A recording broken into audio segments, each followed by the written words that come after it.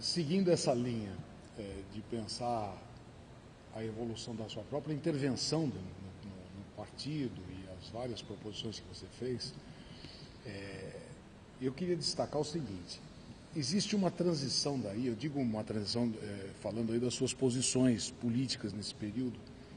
Há um acerto de contas com o leninismo em 2008, pelo menos ele se manifesta no documento de 2008, sim, onde você faz uma recuperação do pensamento de Lukács, fazendo a crítica da concepção de aproveitamento da democracia nas instituições para a construção da ditadura do proletariado.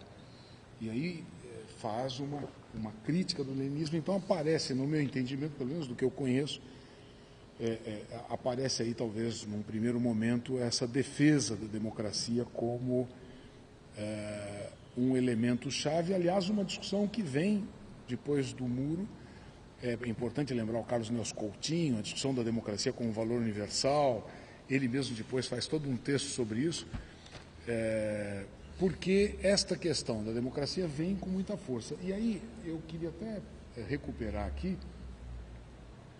nesse texto passado, vou ver se eu consigo recuperar rapidamente aqui, nesse acerto com Lenin, tem um trecho final desse texto que diz assim: é possível dizer que uma sociedade humanizada, com níveis mínimos de desigualdade, só será realizada na sua plenitude quando o engenho humano unificar democracia e socialismo. Apostemos que pode ser possível, mas, como diria Lenin, não sabemos com que rapidez e gradação.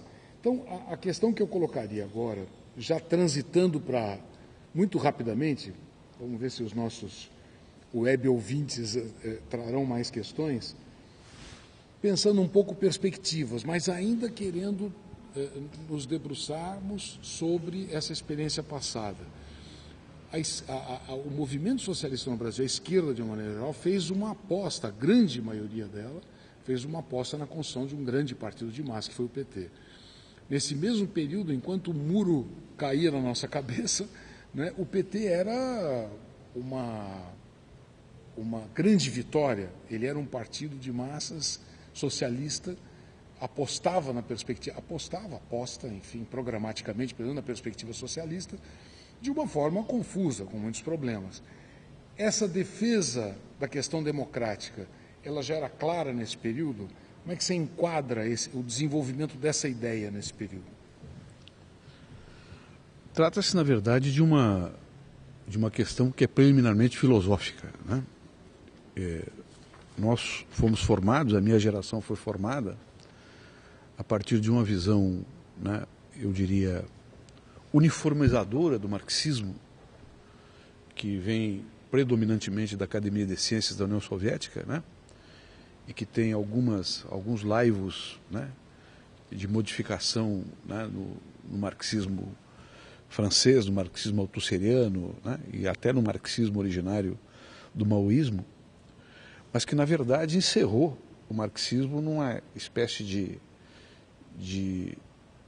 burocratização do pensamento que tinha como centro sempre a questão do sujeito da revolução socialista e comunista como sujeito proletário da fábrica moderna, né?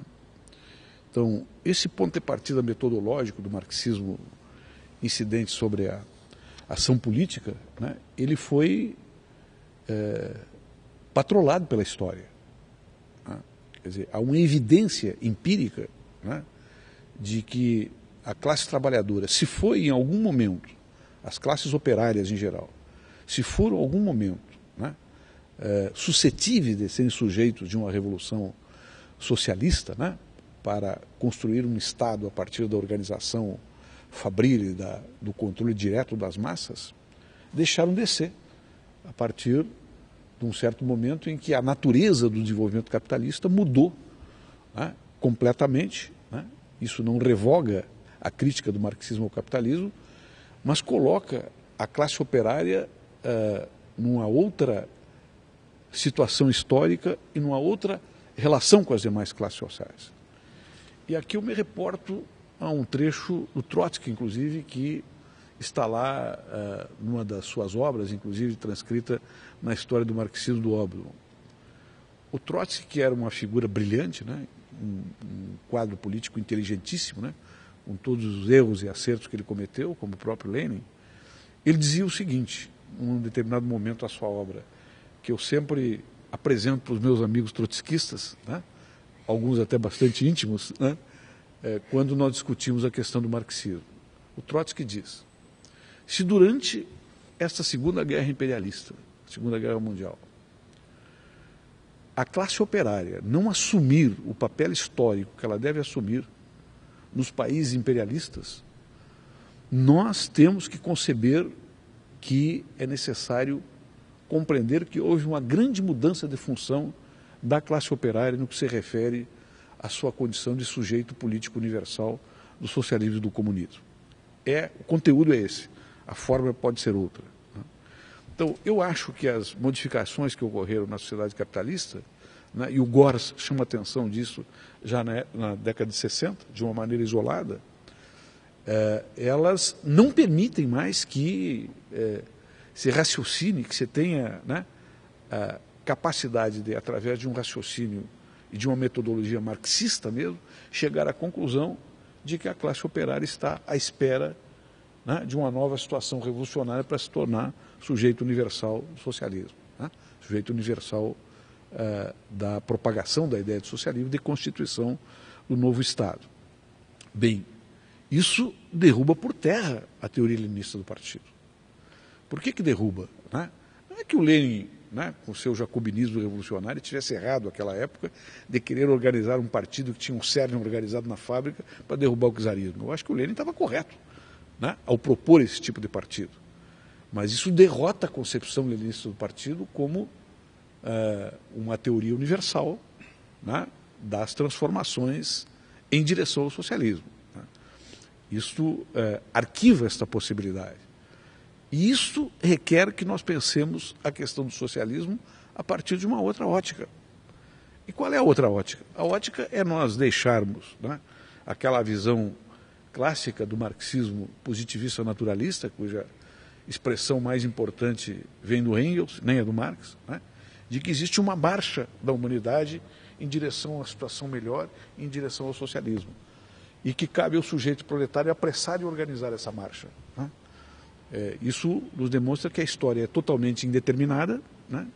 Que a visão científica do socialismo, ela na verdade foi uma construção baseada numa visão positivista naturalista que estava presente dentro do marxismo, mas que nós temos que repensar a aplicação da metodologia marxista na vida presente.